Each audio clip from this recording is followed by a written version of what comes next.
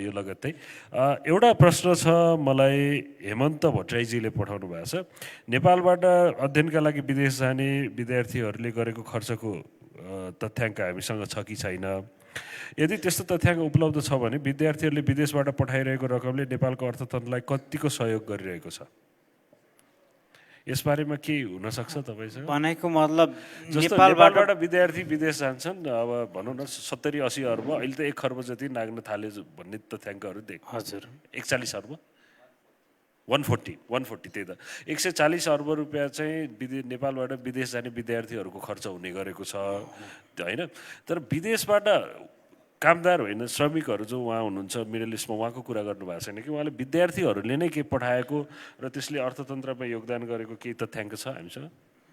मलाई लाग्छ विद्यार्थीले मात्रै पठाएको चाहिँ त्यस्तो डिसेग्रिगेटेड यो चाहिँ डेटा आई थिङ्क छैन।